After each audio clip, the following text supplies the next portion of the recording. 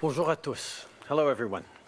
Before we get started, I want to note that today marks the 75th anniversary of the liberation of the Netherlands. On this day, we remember the Canadians and Newfoundlanders who liberated the Netherlands from the tyranny of the Nazis. We also pay tribute to the deep bonds that were forged between Canada and the Netherlands. We honor the incredible courage and sacrifice of our veterans, in whom we are forever in their debt. Time and time again, Canadians step up in periods of crisis to help each other, to help our friends. We saw it 75 years ago on the battlefields of the Second World War, and we're seeing it once again during this pandemic. Ces jours-ci, tous ceux qui œuvrent dans le secteur de l'alimentation travaillent plus fort que jamais pour remplir les étagères de nos épiceries. Ils continuent de faire de longues heures pour nous nourrir, mais la pandémie complique la tâche. Les travailleurs doivent prendre des mesures supplémentaires pour se protéger et doivent changer leur façon de faire et respecter la distanciation physique.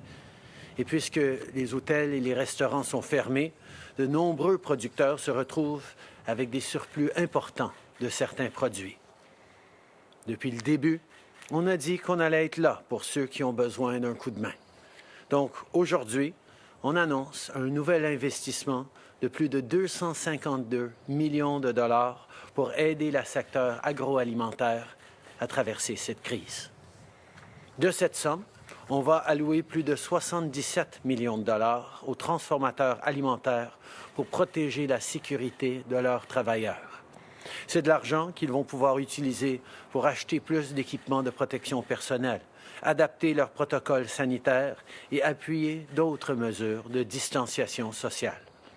Ça va aussi permettre aux transformateurs d'adapter leur usine de façon à ce qu'on puisse produire plus de produits au Canada. Today, we're announcing more than $77 million to support food processors during this crisis.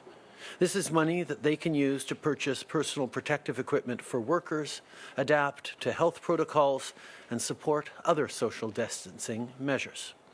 It will also help expand or adapt our processing capacity to increase the amount of Canadian products we make domestically. Pour aider les éleveurs de bétail et de porc, on met sur pied Agri-Relance, une initiative nationale qui disposera d'une enveloppe de 125 millions de dollars pour aider les producteurs à s'adapter aux changements du marché. Les fermes et les porcheries élèvent plus d'animaux que notre système peut transformer en produits de consommation, comme du steak et du bacon, à cause de la COVID-19. Donc, on doit garder les animaux sur la ferme plus longtemps que prévu, et ça coûte cher.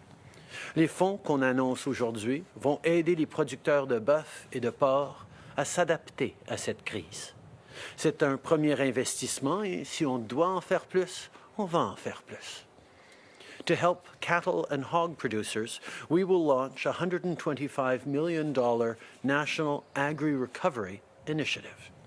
Farms and processing plants are raising more animals than the system can process into things like steak and bacon because of COVID-19.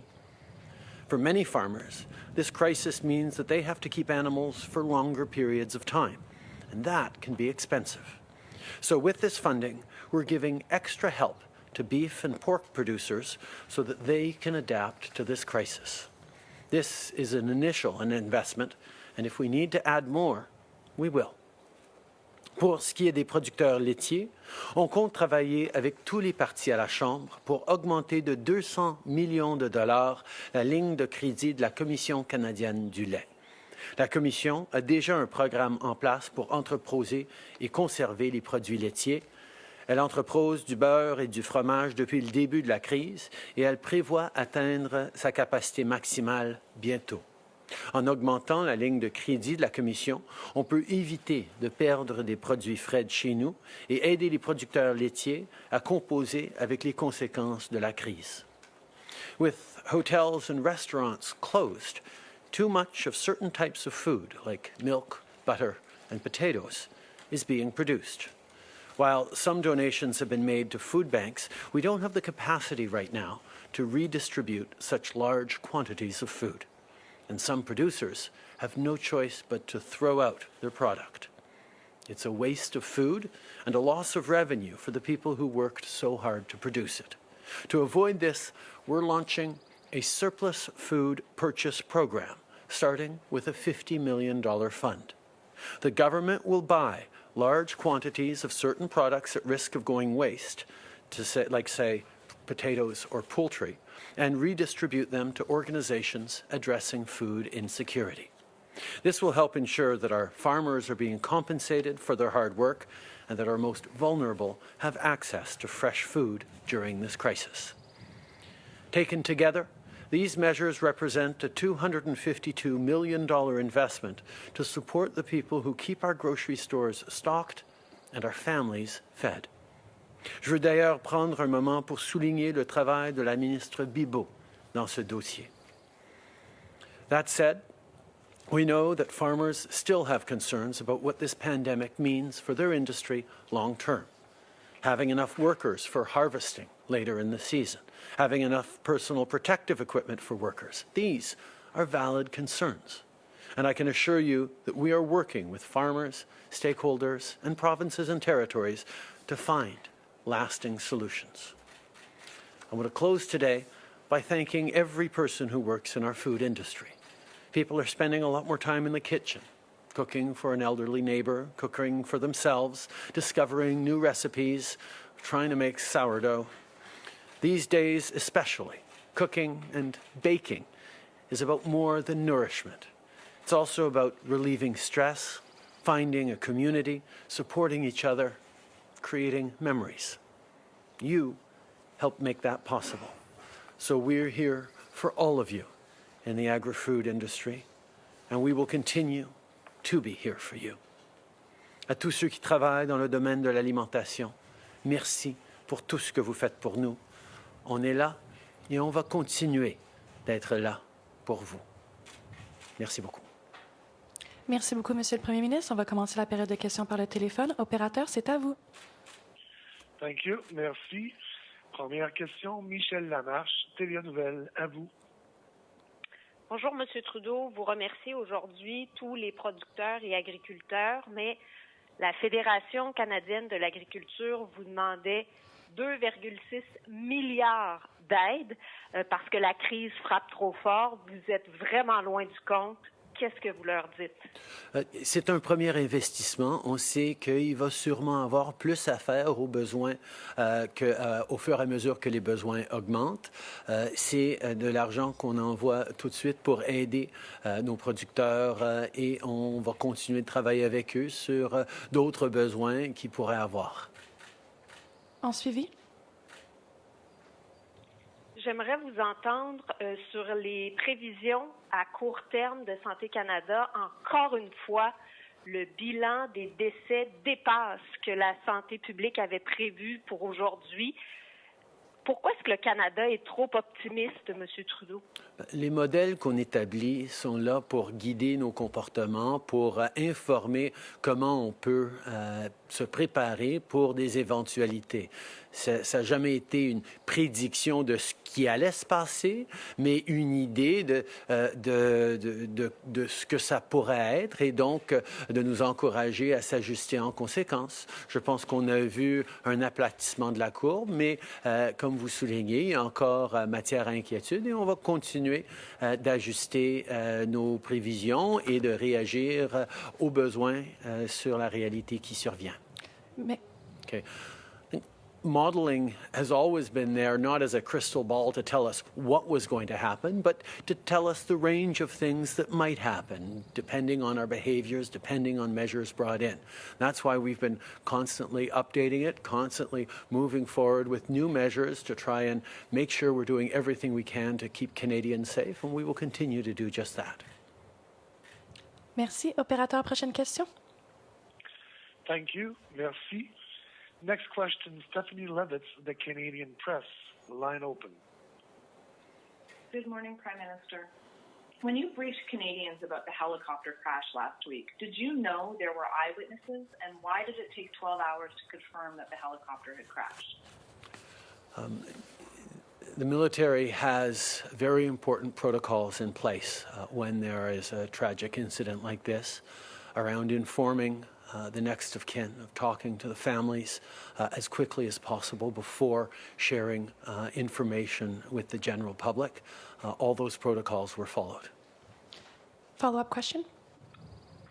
Yeah, as a follow-up, in your remarks, you made a point of thanking Minister Bibeau with regards to her work on agriculture. There's been a lot of frustration coming out of that community that the relatively delayed response to their demands as it compares to, let's say, more urban concerns is a direct reflection of the lack of support for your government in the prairie provinces. Can you address that?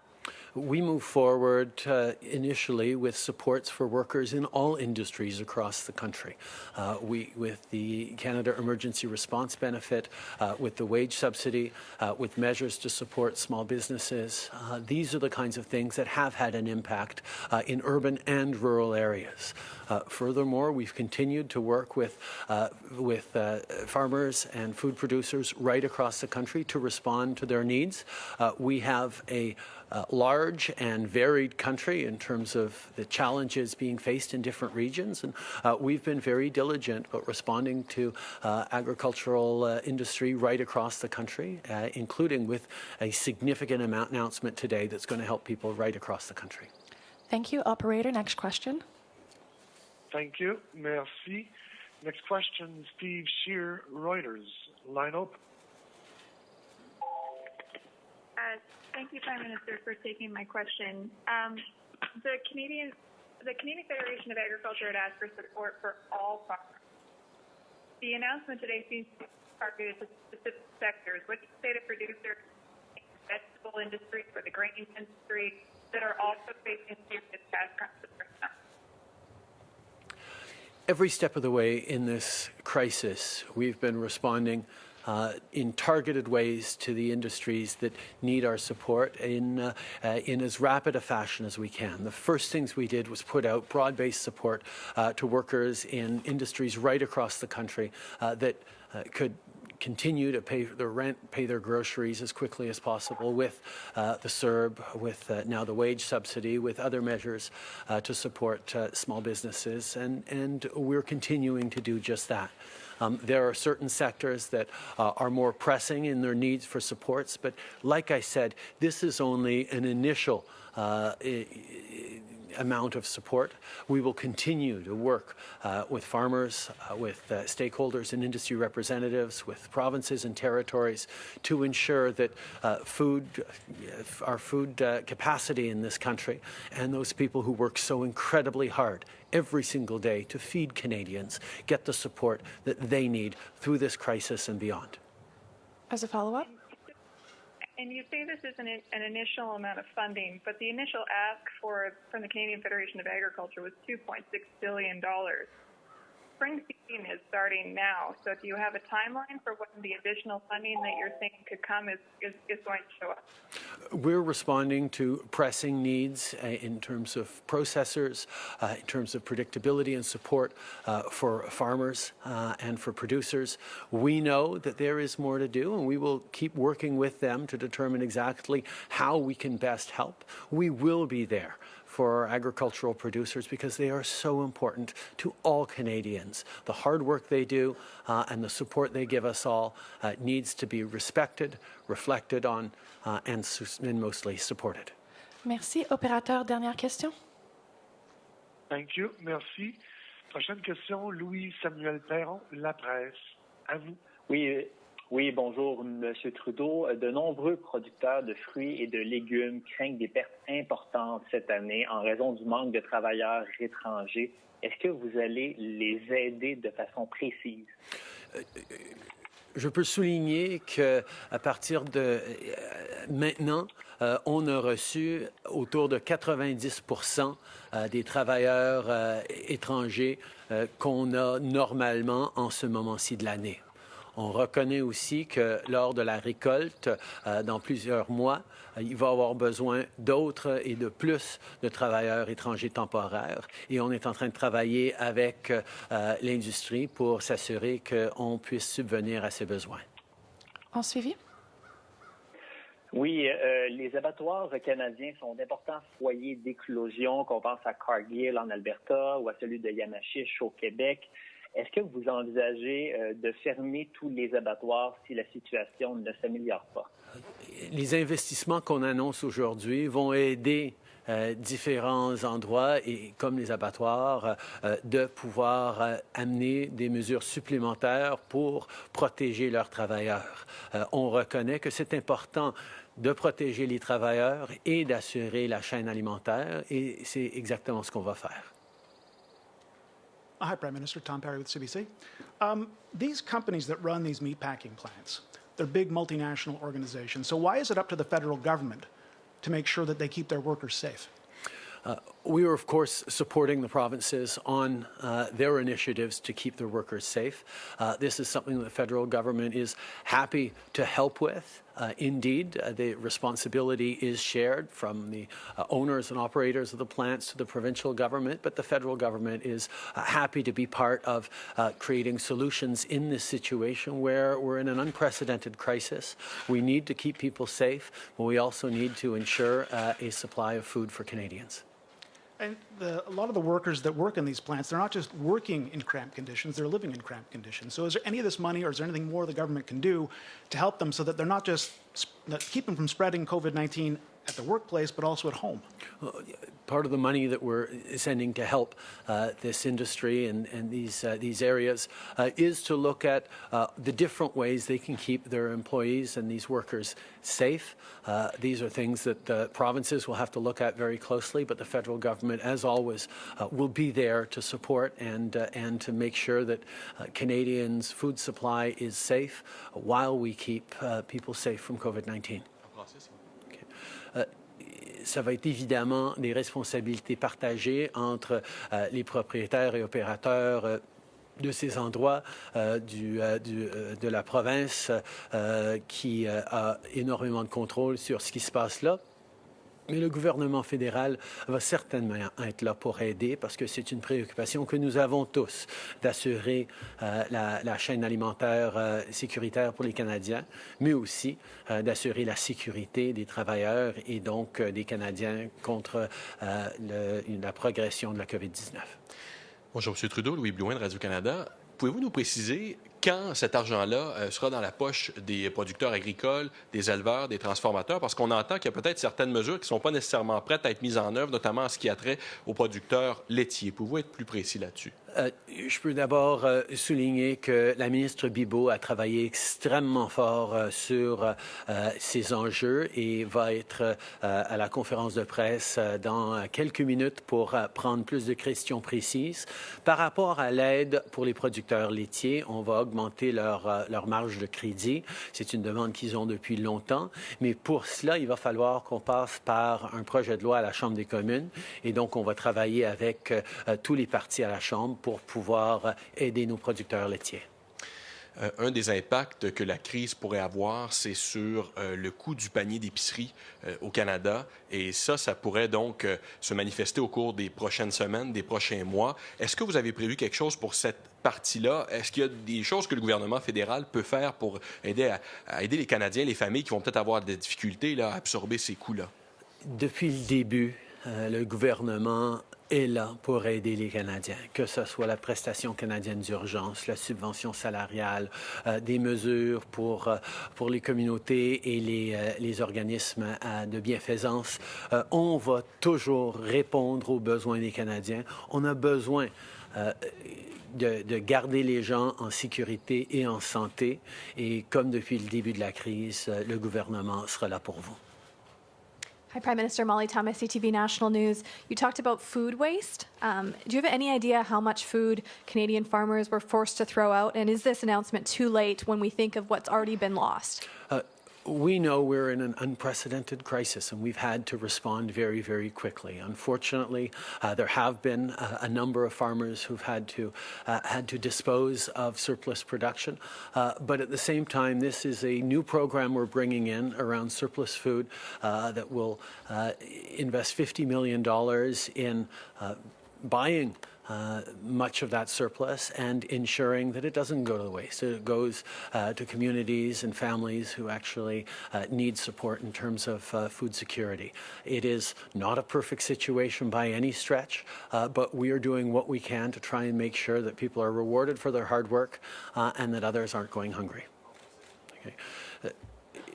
Depuis le début, on essaie de répondre à cette situation qui est sans précédent. On a vu effectivement qu'il y a eu des producteurs agricoles qui ont dû détruire ce qu'ils ont produit. On ne veut pas de gaspillage comme ça, donc les mesures de 50 millions de dollars qu'on met de l'avant vont rembourser les producteurs pour leur travail, tout en assurant la sécurité alimentaire pour des gens vulnérables à travers le pays. Prime Minister, Canada, of course, is one of the top 5 food exporters in the world. How bad is our backlog to get food out to foreign markets right now? And what's the plan from the federal government to ensure that Canadian products get out there so farmers can plan accordingly? We've seen significant disruptions in global supply chains. We are working very hard to continue to maintain supply chains to our major markets, particularly the United States, but also others around the world, because food security is a preoccupation for everyone, and Canada is an important part of the solution. We need to make sure we're doing the best we can. We also need to make sure that we have enough food for Canadians as well, but we are confident that our extraordinary, hardworking farmers and producers in the agricultural industry will be up to the task, and we will be there to support them every step of the way. Prime Minister Janet Silver, Global News. Earlier you said that your government was working with farmers and stakeholders to find long-term solutions for labor shortages for fruit and vegetable producers. I'm just wondering if you could elaborate on what options you are looking at to address those labor shortages. We recognize that there is a need for extra help when it comes to harvesting fruits and vegetables in the coming months. And that's why Minister Bibeau, who will be at the press conference at noon, will be able to answer your questions on what exactly we're looking at in terms of ensuring that producers have the support they need. And if I could switch gears a little bit, you're announcing money today for the agricultural sector. The airline industry is saying they will not be able to get through the financial challenges of COVID-19 without some sort of government assistance. And I'm wondering when there is an announcement expected on this and if it will come with any conditions. First of all, I want to highlight how pleased we are that a number of airlines have taken on the wage subsidy, the ability to rehire hardworking Canadians who haven't been able to work because flights have been so massively reduced is a good thing for their families, good thing for their communities, and a good thing for the industry as well, to ensure that people who work in the airline industry will continue to be connected to those jobs that will come back once this pandemic is through. At the same time, as I said yesterday, we are looking at more specific sectoral supports for industries and areas that are particularly hard hit because of COVID-19. We think of the tourism sector, we think of the energy sector, we think of the airline industry. We are working very closely with experts and industry representatives to see what kind of support we can do to ensure that the systems and the economy that we had that was flourishing before this pandemic will continue to do well for all Canadians for the coming years. Okay. Nous sommes d'abord très contents que l'industrie aérienne a choisi d'utiliser la subvention salariale parce que ça va permettre à des gens qui travaillent dans l'industrie de garder leur emploi même s'il y a presque plus de vols pour pouvoir revenir au travail rapidement une fois cette crise finie. En même temps, on reconnaît aussi que certaines industries vont avoir besoin de plus d'aide et on est en train de travailler avec les experts, avec les industries pour voir comment exactement on va pouvoir les appuyer pour s'assurer que notre économie, qui était en santé avant cette crise, revienne en santé rapidement avec des structures semblables ou même améliorées à ce qu'on avait avant. Merci beaucoup. C'est ce qui m'a fait la conférence de presse d'aujourd'hui. Merci tout le monde. Bonne journée.